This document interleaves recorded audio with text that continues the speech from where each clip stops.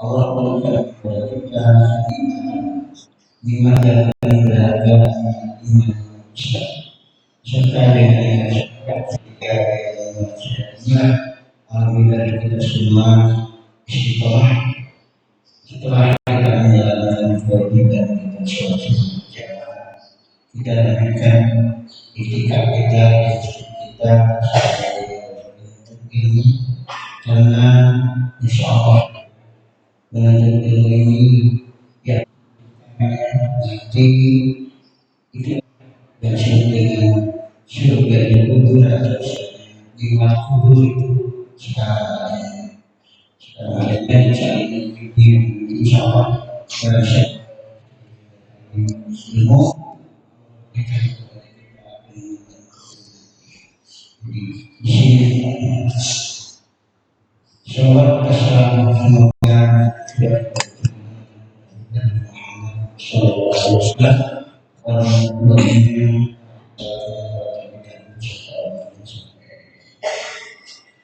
baik untuk pelajaran ini kita awali pembacaan surat Al-Baqarah bersama Al-Fatihah.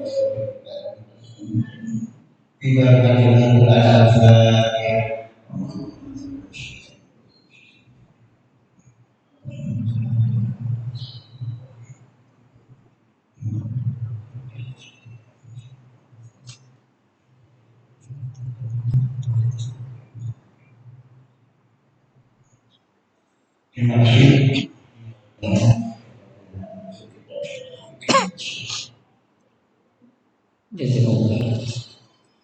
Bismillahirrahmanirrahim. Assalamualaikum warahmatullahi wabarakatuh. Alhamdulillahilladzi arsala rasulahu bil huda wa dinil haqq liyudhhirahu 'ala ad-dini kullihi walau karihal musyrikun wa kafaa billahi shahidan. Asyhadu an la ilaha illallah wahdahu la syarika lahu wa asyhadu anna Muhammadan abduhu wa rasuluhu la nabiyya wa la rasula ba'dahu.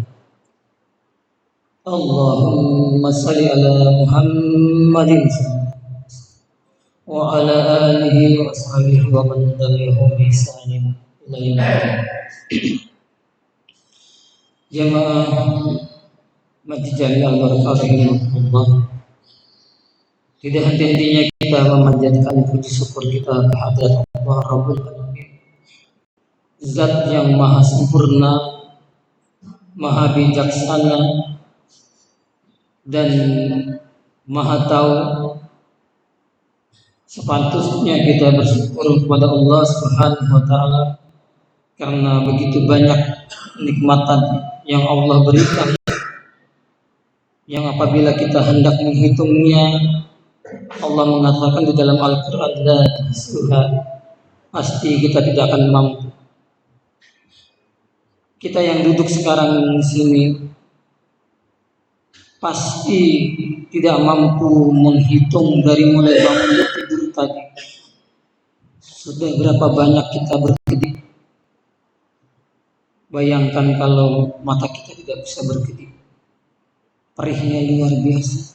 Itu baru satu nikmat, belum nikmat oksigen yang Allah berikan melimpah gratis, yang apabila kita hendak membayarnya, silahkan tanya rumah sakit. Satu tabung itu berapa? Satu hari butuh berapa? Satu bulan berapa? Satu tahun, seumur hidup kita tidak akan ada yang mampu membayarnya.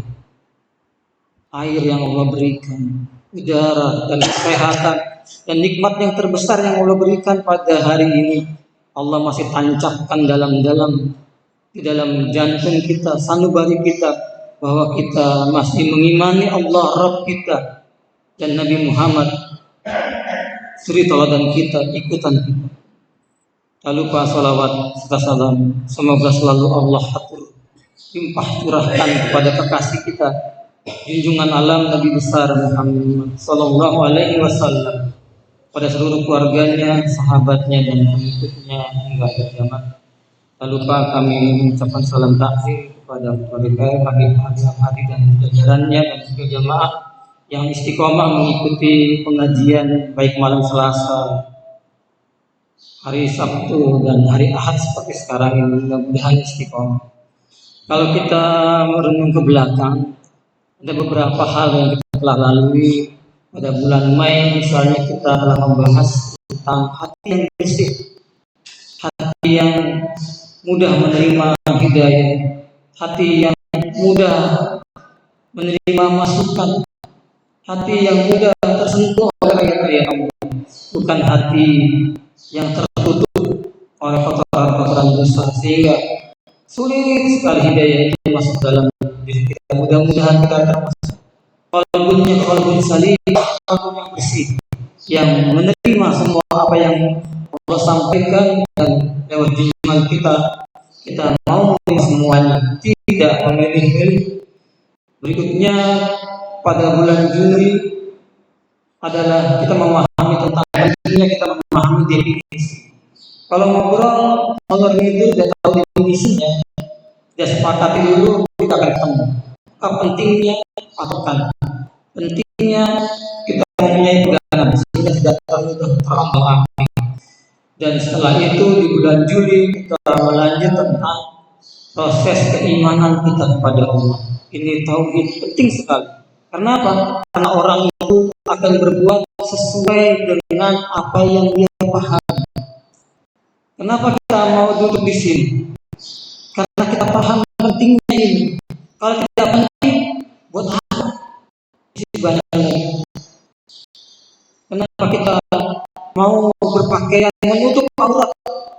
Sebagian yang lain membukanya karena kita memandang bahwa pemikiran kita yakin manusia alam semesta dan kehidupan kita yang mengatur, maka kita untuk dengan aturan, maka kita tutup aurat karena apabila terbuka maka ada siksaan di situ. Itu akan menimbulkan pemahaman, itu akan menimbulkan semua tingkah laku perbuatan.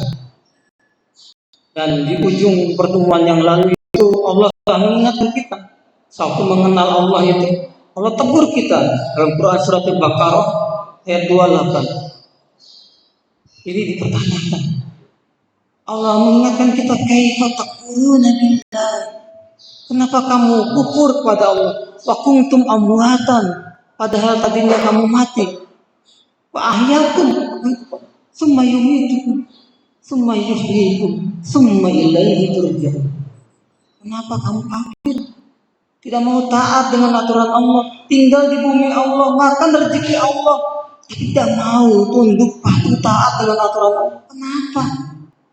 Padahal tadinya kita mati, tidak bisa dikatakan makhluk hidup. Cairan mani, sperma, ovum. Lalu Allah menghidupkan kita di bumi ini. Allah menghidupkan 2 kali dan mematikan 2 kali. Menghidupkan kita lahir ke dunia. Nanti kita mati. Nanti kita jadi mati, makhluk yang mati Allah hidupkan, mati hidup, mati sudah hidup. Nah setelah itu nanti Allah mematikan kembali kepada Allah dan dihidupkan kembali untuk mempertanggungjawabkan amal soleh apa amal saleh. Setiap hari itu menumpuk kebaikan atau keburukan. Faman ya'mal mithqala dzarratin khairan yarah wa man ya'mal mithqala dzarratin syarran yarah. Perbuatan sekecil zarrah, sekecil atom atau yang lebih kecil perbuatan baik akan dilihat balasannya. Begitu pula perbuatan syar, burukan akan dilihat balasannya. Maka penting sekali kita berhati-hati. Setiap berbuat kita tanya, ini halal apa haramnya? Ini Allah ridho apa tidaknya? Bagaimana itu kita ketahui kalau kita tidak memahami pentingnya Allah mengutus Nabi dan Rasul? Yang pertemuan kemarin masih ada kendala, memang kami tidak masukkan takrifnya. Pada kali ini kami masukkan takrifnya. Memang penting sekali takrif atau definisi. Maka seperti pengertian Nabi secara bahasa, secara etimologis dari naba, bahasa Arab merupakan dari kata naba, berita atau khobar. berita dari. Maka Allah dalam Quran surat An-Naba, berita yang besar kan gitu. Di situ Allah cantumkan amma yatasaalun 'anil naba'il azim, kan begitu. Tentang apakah mereka saling bertanya-tanya? Mereka bertanya tentang berita yang besar, hari kebangkitan. Nanya, setelah mati mungkinkah kita dibangkitkan? Maka Nabi memberitakan itu, mengabarkan bahwa setelah kita meninggal bukannya tidak ada pertanggungjawaban. Maka Nabi itu pembawa berita, kabar gembira, atau berupa balasan surga atau peringatan kalau amalnya salah. Karena di akhirat ada dua tempat, surga atau neraka. Maka seorang nabi disebut sebagai nabi karena ia adalah pemberi berita yang diberikan kabar, beritanya dari Allah menyampaikan. Tidak tepat kalau nabi itu orang yang diberi wahyu untuk dirinya sendiri, kurang tepat. Masa nabi diberi wahyu dan menyembunyikan ilmu? Kurang tepat itu. Apa definisi seperti itu? Dirinya tidak disampaikan, diberi kabar berita karena Allah memberitahu dirinya dan memberi wahyu kepadanya. Jadi seperti itu. Sudah kandung salah kaprah di dalam buku-buku kita, nabi itu ya diberi wahyu untuk dirinya sendiri. Ada yang mengatakan bahwa nabi itu an-nubuwah, kenabian, merupakan pecahan dari kata an-naba. Itu kalau itu ada tempat tinggi, tempat yang tinggi, tanah dataran yang tinggi. Maka pengertian tadi itu menurut bahasa. Tapi yang lebih penting kalau kita ada dua permasalahan seperti itu, ditinjau dari bahasa atau istilah.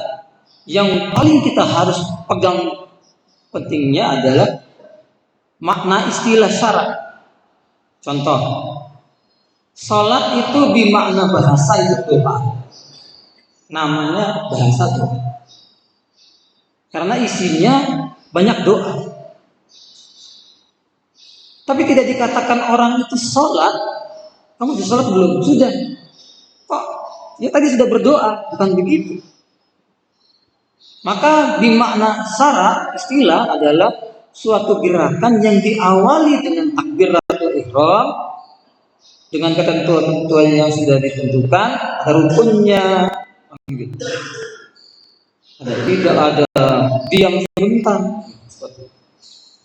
diakhiri dengan salam tertib, dan itu namanya sholat. Memang sholat itu isinya doa, tapi bukan berarti orang yang sudah berdoa itu sudah sholat. Di sini juga begitu. Maka tadi makna bahasanya seperti itu. Sekarang makna istilah, mana syaratnya? Bahasa Arab menyebut lafaz nabi secara umum, tanda petunjuk arah tanah yang tinggi. Kesesuaian dengan lafaz nabi yang maknanya secara bahasa adalah nabi itu memiliki ketinggian, kedudukan yang agung di dunia dan di akhirat. Jadi Nabi adalah orang yang paling mulia. Mereka adalah figur manusia yang paling terkemuka. Mereka umat manusia bisa mendapatkan petunjuk agar tidak tersesat hingga dari dunia hingga akhirat menjadi baik. Bisa dilihat dari lisan Arabi buku jilid 3 halaman 531. Nah, sekarang pengertian Rasul tadi Nabi. Sekarang Rasul dari mana sih asalnya? Di mana bahasa itu adalah al-irsal. Secara bahasa berarti at-ta'udi atau arahan. Apabila Anda mengutus seseorang untuk tugas tertentu, maka itu utusan Rasul. Maka Allah Subhanahu wa taala mengisahkan tentang Rasul dalam Quran surat An-Naml, surat lebah, nama semut, nah itu lebah, ini semut surat. Dan sesungguhnya aku akan mengutus kepada mereka yang membawa sebuah hadiah. Ini menceritakan tentang apa sih? Tentang Ratu Bilqis membawa hadiah. Maka aku akan menunggu apa yang dibawa kembali oleh utusan tersebut. Dalam Quran surat semut ini An-Naml, kalau An-Nahl itu lebah, ini An-Naml ayat 3. Tentang Ratu Bilqis mengutus utusan untuk ngecek ini nabi apa raja biasa, dikasih harta nerima apa enggak, kita akan lihat. Nah ini seperti itu. Terkandung yang dimaksud adalah Rasul adalah orang yang meneruskan berita dari orang yang mengutusnya. Siapa itu? Allah Rabbul Alamin. Nah ini tadi pengertian bahasa seperti itu. Bagaimana pengertian istilah syarat? Berdasarkan hal itu maka para rasul itu disebut sebagai rasul karena mereka diarahkan oleh Allah Subhanahu wa taala. Summa arsalna rusul lana. Kemudian kami utus para rasul secara berturut-turut. Nah, para rasul tersebut adalah orang-orang yang diutus dengan risalah, dengan aturan yang baru. Kalau ada rasul yang diutus lagi, aturannya berbeda dengan rasul sebelumnya.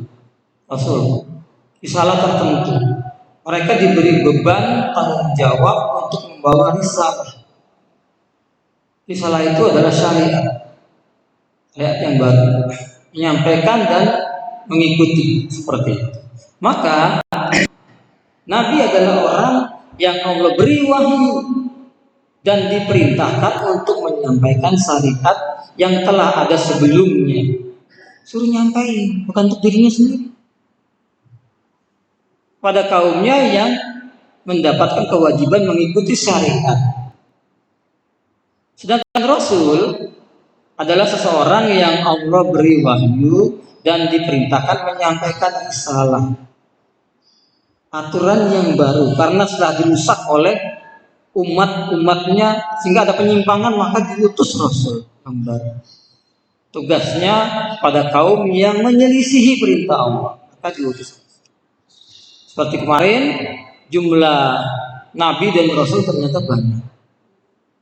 Jumlah nabi yang diberitakan oleh Rasulullah sebanyak 124.000. Dari 124.000 itu yang jadi rasul adalah ada di riwayat yang lain 112, ada di riwayat lain 113. Kalau di sini 312, 313, di sini 315. Jumlahnya seperti itu. Tapi yang wajib diketahui adalah 25 nabi dan rasul. Bagaimana kisah-kisah mereka bisa kita ketahui? Maka ada ulama ahli hadis dan beliau ahli tafsir dalam sirahnya gitu. Beliau menuliskan seperti ini. Qisasul Anbiya. Ini kitab gundulnya. Sudah diterjemahkan menjadi kisah para nabi dan rasul. Dari Imam Ibnu Katsir. Ini penampilannya, covernya kalau itu sekarang covernya yang lebih tenar seperti ini. Buku ini bestseller. Tafsir Ibnu Katsir. Imam Ibnu Katsir. Maka beliau menulis Qasasul Anbiya, kisah para nabi dan rasul. Agar kita bisa mengambil ibrah, pelajaran berharga, aturan hidup yang indah, dan kita bisa ambil pelajaran umat-umat yang membangkang. Seperti apa dampaknya? Rasulullah SAW menyampaikan, saat itu ditanya oleh sahabatnya Abu Dzar, wahai Abu Dzar, Rasulullah menyampaikan, 4 orang dari mereka dari bangsa Suriah. Ini lagi geger tentang bahasa Suryani, yang baca semut gitu ya. Padahal semut itu minta roti gitu pada seseorang yang tokohkan, jadi seperti itu. bahasa Suryani, yaitu Nabi Adam, Nabi Sib, Nabi Idris, dan Nabi Nuh. Sementara 4 orang dari bangsa Arab, yaitu Nabi Hud, Nabi Su'aib, Nabi Saleh, dan Nabi Muhammad Sallallahu Alaihi Wasallam. Itu bisa kita lihat dari hadis riwayat Ibnu Hibban. Maka kita ketahui Nabi dan manusia pertama yang Allah ciptakan itu adalah, kita sebenarnya keturunan Nabi semua, Nabi Adam, begitu ya. Nabi Adam merupakan Nabi pertama, sekaligus manusia yang Allah ciptakan. Sebelumnya di dunia itu sudah ada makhluk, tapi jin. Maka membuat kerusakan, maka mereka menanya, kenapa engkau akan menciptakan khalifah yang akan menumpahkan darah? Kenapa jin itu juga dikenakan beban syariat? Oh iya, tadi di masjid kita juga ada, kalau mau melihat tentang Nabi, ini ada ensiklopedi Nabi Muhammad. Tapi di sini lengkap tentang nabi-nabi. Siapa saja yang termasuk nabi, termasuk nabi dan rasul, atau hanya nabi saja ada. Sayang, ini terletak di sana, saya lihat jarang disentuh. Ini seperti ini. Subhanallah, ini pahala besar dari seorang haji yang mewakafkan kitab-kitab beliau. Ensiklopedi banyak juga. Ini bagus. Ensiklopedi Nabi Muhammad Sallallahu Alaihi Wasallam. Dan referensi yang sekarang saya ambil itu sebagian ada yang dari sini. Ini luar biasa. Saya lihat geletak dan berdebu. Terus saya baru selesai menjelang subuh tadi, belum selesai masukkan ini tadi seperti itu. Maka demikian. Jadi Nabi Adam itu beliau hanya nabi yang Allah berikan wahyu untuk pedoman hidup, karena saat itu belum ada manusia. Beliau diberikan petunjuk, aturan hidup, diajarkan oleh Allah Subhanahu wa Ta'ala semua jenis bahasa, cara bertanam, cara berternak. Maka beliau memiliki umur yang panjang, dan tinggi badan beliau itu 60 hasta. Kalau kita masuk 1 hasta itu sama dengan 0,4572 meter. 1 hasta. Kalau dikalikan 60, berarti tingginya Bapak semua manusia itu adalah sekitar 27,432 meter. Dan inilah yang disampaikan oleh Rasulullah Sallallahu Alaihi Wasallam, bahwa tubuh kita nanti begitu kita masuk surga, amin, gitu ya, tubuh kita akan besar seperti bapak kita, besarnya sebesar Nabi Adam Sallallahu Alaihi Wasallam. Kenapa seperti itu?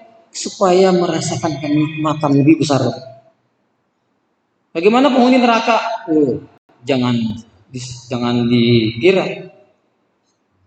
Rasulullah menggambarkan gigi geraham penghuni neraka saja besarnya seperti gunung Uhud. Pundaknya jadi besar. Kenapa diperbesar? Karena kulit kita ini indera perasa. Kalau ada bara atau puntung rokok, kita berani menginjaknya. Kita akan pecicilan kan, panas. Gak kuat, itu baru api dunia. Tapi kalau orang sudah rusak pemikirannya, terlalu liberal, gak apa-apa masuk neraka. Kumpul para artis, itu fitnah. Artis banyak yang gitu, banyak yang soleh dan solehah. Jangan lihat masa lalunya.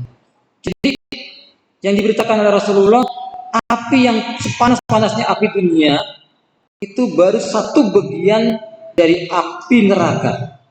Apa kata Rasulullah? Kalau api itu dipanaskan, dilipat gandakan 69 kali, berarti dijawab Bapak? 59 kali, maaf, 59 kali. Jadi panasnya api neraka itu 60 kali lipat api dunia. Jadi seperti itu. Matahari yang kita lihat itu baru satu bagian dari panasnya api neraka. Dilipat gandakan 59. Jadi 60 kali. Nah itu panasnya api neraka. Rasulullah Sallallahu Alaihi Wasallam. Dan keturunan beliau Nabi Adam itu selalu kalau punya anak itu kembar. Kembarnya laki-laki perempuan.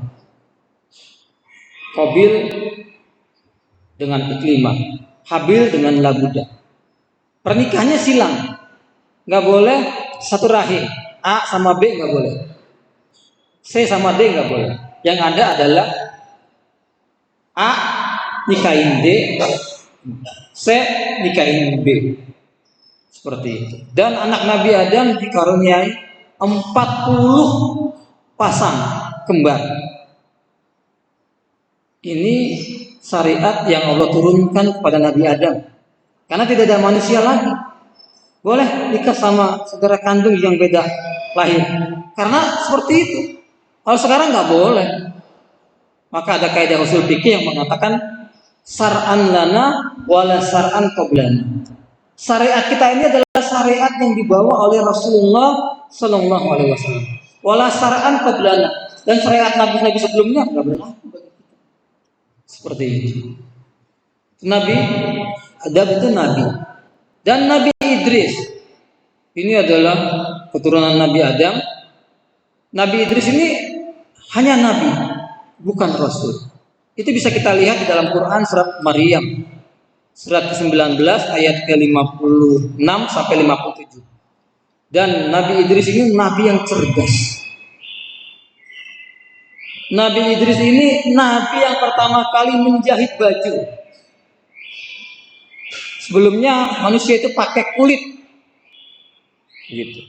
Dan Nabi Idris ini nabi yang pertama bisa baca dan tulis di atas pasir. Itu Nabi Idris. Terus siapa Rasul pertama? Rasul pertama adalah Nabi Nuh. Rasulullah SAW menyampaikan mereka akan mendatangi Nuh nanti di padang mahsyar. Minta majelis Allah itu dibuka kan begitu. Lalu berkata, wahai Nuh, kata umat manusia menghadapi, engkau adalah Rasul pertama bagi penghuni bumi. Allah menyebutmu sebagai hamba yang bersyukur. Itu kita bisa lihat dalam hadis riwayat Bukhari nomor hadis 4343 dan hadis Muslim nomor hadis 194. Jangan tanya posisinya ya, karena saya tidak seperti di Hidayat kanan atas atau bawah. Nah, Nabi Nuh itu mempunyai keterampilan arsitekturnya luar biasa, membuat perahu yang besar yang nanti akan memasukkan hewan-hewan berpasangan seperti itu. Itu Nabi Nuh. Nabi Nuh, nabi sekaligus rasul. Terus Nabi Hud. Nabi Hud ini adalah nabi yang diutus kepada kaum yang namanya Ad, penduduk Iram. Kalau kita baca ayat itu Iramazatil imad, gitu ya, surat Al-Fajr itu ya. Alladzina yukhlaq. Nah, Iram, kota Iram, kota Ubar namanya, seperti kota Iram di Jazirah Arab. Tempat bernama Al-Ahqaf. Kenapa disebut Al-Ahqaf? Karena kaum Ad ini pandai membangun gedung-gedung yang menaranya tinggi-tinggi. Begitu. Di mana tempatnya? Yaitu di sebelah utara Hadramaut, di Yaman, antara Yaman dan Oman. Itu seperti itu. Mereka membuat seperti itu. Tapi kesuburan tanahnya, alamnya tidak membuat mereka itu malah taat. Mereka malah menyembah berhala. Nah, pada saat inilah berhala mulai disembah. Kenapa? Setan itu turun menyerupai manusia orang tua. Saat itu banyak orang-orang soleh mereka meninggal. Dibuatkan foto gambarnya begitu. Kenapa kalian tidak membuat patungnya? Kata set iblis yang menyerupai orang tua tadi. Yang kamu bisa bawa kemana-mana. Yang kalau kangen, nah ini luar biasanya iblis menggeser keimanan sedikit demi sedikit demi sedikit. Akhirnya mereka menyembah berhala. Nah karena penyembahan berhala ini, berhala yang mereka sembah itu ada tiga. Pertama namanya Samud, kedua Sahat, ketiga Al-Habab. Al-Habab. Seperti itu. Dikaruniakan tanah yang subur, kandungannya tapi cocok tanam, tapi mereka malah tidak mengimani yang memberikan rezeki mereka. Ajaran Nabi apa? Nah ini nanti sejaman juga nanti nggak jauh nih. Tidak mengamalkan, nah ini tadi ya. Ini kan Nabi tidak mengamalkan apa yang diajarkan oleh Nabi Idris dan Nabi dan Rasul Nabi Nuh. Tidak mengamalkan itu. Kita bisa kita lihat di dalam surat Hud surat 11 ayat 50. Seperti itu. Ya, tadi Nabi Hud, sekarang Nabi Soleh. Nabi Soleh ini tidak hanya Nabi tapi Nabi dan Rasul yang diutus kepada kaum namanya Samud. Kaum ini sangat luar biasa. Rumahnya dia pahat, gunung itu dipahat. Jadi tempat kediaman. Saking makmurnya, saking hebatnya, mereka tidak takut dengan azab Allah. Badai apa? Tadi kaum Hud itu Allah benamkan nantang nabinya, mana? Gitu. Azab Allah. Mereka melihat gumpalan-gumpalan awan. Dia pikir itu hujan. Karena mereka itu tinggal di tengah-tengah padang pasir, tapi tanahnya subur. Dia pikir awan yang datang itu adalah awan hujan. Tetapi itu gelap, itu adalah badai pasir yang siap menimbun mereka. Berapa lama mereka tertimbun? 7 hari 8 malam. Digambarkan di dalam Al-Quran itu, dalam Quran surat Hud itu seperti apa? Pohon kurma yang kering bergelimpang, terbenam di dalam tontonan pasir. Maka Rasulullah Shallallahu Alaihi Wasallam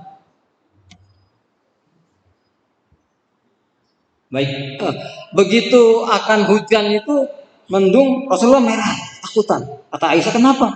Karena umat sebelumnya itu Allah hancurkan. Saya khawatir ini bukan hujan, tapi azab. Tapi setelah hujan turun, Rasulullah hujan-hujanan dengan para sahabat. Ternyata air hujan itu untuk ruqyah. Jadi salah besar, saya lupa cari ayatnya. Hujan itu untuk membersihkan gangguan setan.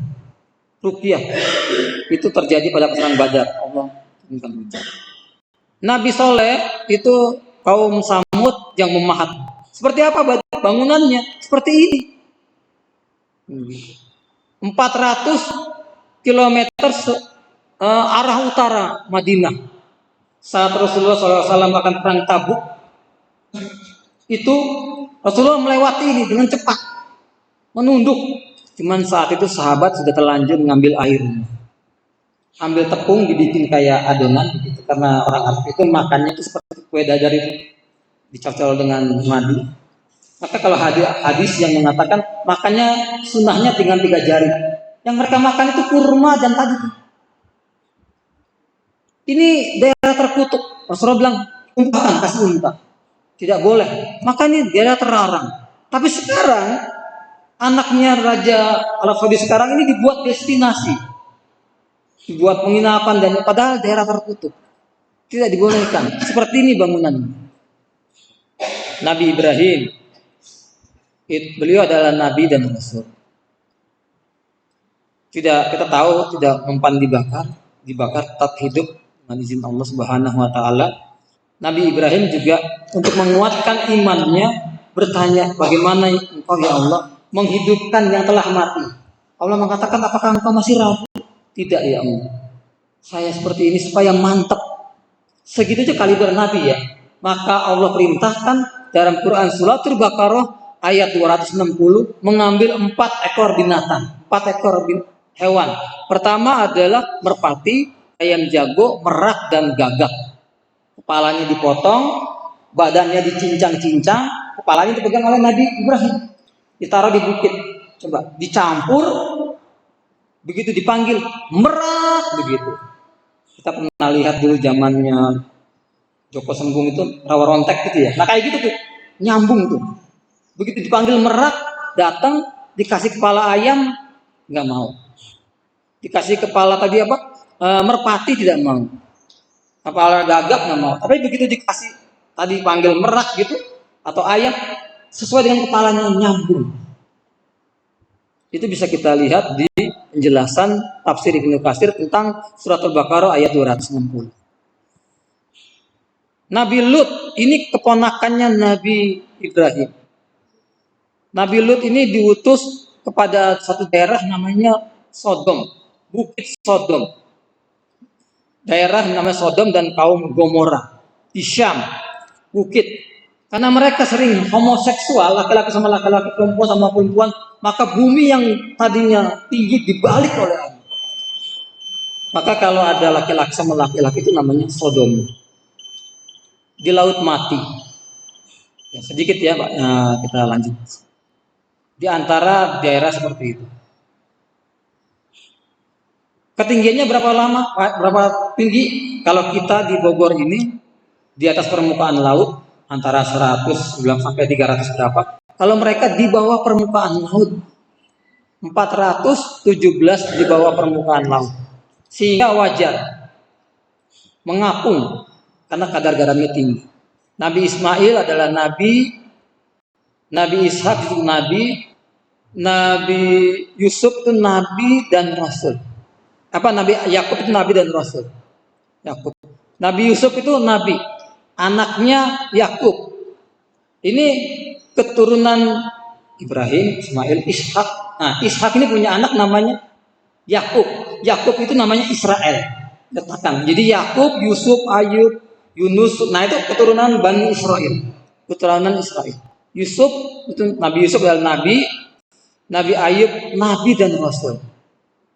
Nabi Musa, Nabi Shu'aib itu nabi, Nabi Musa nabi dan rasul. Nabi Harun itu saudaranya hanya nabi, menyampaikan Taurat. Jadi menyampaikan risalah yang dibawa oleh Nabi Musa. Nabi Zulkifli nabi dan rasul, Nabi Daud nabi dan rasul. Sedangkan Nabi Sulaiman nabi. Nabi Ilyas itu nabi dan rasul. Ilyasa hanya nabi, menyampaikan risalah Nabi Ilyasa. Zakaria Yunus itu nabi, Zakaria nabi, Nabi Isa Yahya itu nabi, Nabi Isa itu nabi dan rasul. Dan junjungan kita Nabi Muhammad Shallallahu Alaihi Wasallam nabi dan rasul. Maka Rasulullah SAW mengatakan Muhammad itu dalam Al-Quran itu sekali-kali bukan bapak dari seorang laki-laki di antara kamu, tetapi dia adalah Rasul penutup para nabi, khatamun nabiyyin. Jadi kalau ada yang ngaku nabi dan Rasul wajib dia percaya. Maka buah dari keimanan kita kepada nabi dan Rasul ini, Allah mengatakan wa ma atakumur rasul fahuzuhu wa ma nahakum anhu fantahu. Apa saja yang diberikan Rasul ambil. Aturan hidupnya, cara hidupnya, pemerintahannya ambil, jangan ambil yang lain. Dan apa saja yang dilarang tinggalkan. Seperti itu. Tanda cinta kepada Allah adalah cinta Rasul. Cinta Rasul mengikuti Rasul. Ittiba pada Rasul. Kun in kuntum tuhibbunallah fattabi'uni. Buahnya yuhibbukumullah wa yaghfir lakum dzunubakum. Seperti itu. Wallahu ghafurur rahim. Allah Maha Pengampun lagi Maha Penyayang. Demikian yang bisa kami sampaikan. Memang pilihan itu hanya dua. Mau taat atau tidak mau taat, mau beriman atau kafir silahkan. Posisi kita juga kita tentukan. Kita mau meninggal husnul khotimah atau su'ul khotimah. Kita yang menentukan kita mau beramal soleh apa amal salah. Faman ya'mal mithqala dzarratin khairan wa may ya'mal mithqala dzarratin. Demikian yang saya kami sampaikan. Berikutnya kami lanjutkan insya Allah pertemuan berikutnya mendalami aturan hidup dari apa kita, yaitu Al-Quran berasal dari mana. Maka dosa jangan ditambah. Stop. Iman jangan pernah dikurang. Ingat, hidup kita cuma sekali. hidup hiasi hidup kita dengan penuh keceriaan, jangan sedih, kasih sayang, tapi jangan lupa selimuti dengan keimanan. Semua kebaikan tanpa iman tidak ada nilai. Maka hidup kita akan berbahagia di dunia maupun di akhirat. Amin. Demikian yang bisa kami sampaikan. Kurang lebihnya mohon maaf. Wassalamualaikum warahmatullahi wabarakatuh.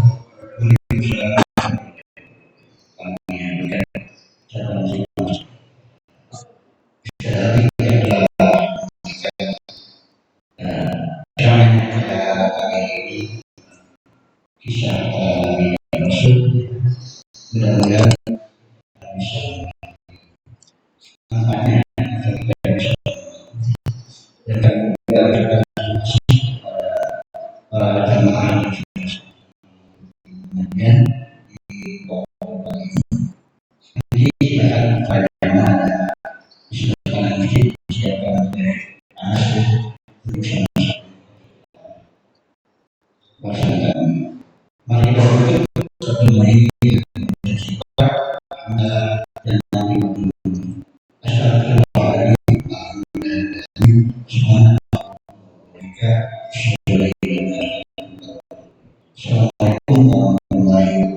Waalaikumsalam warahmatullahi wabarakatuh.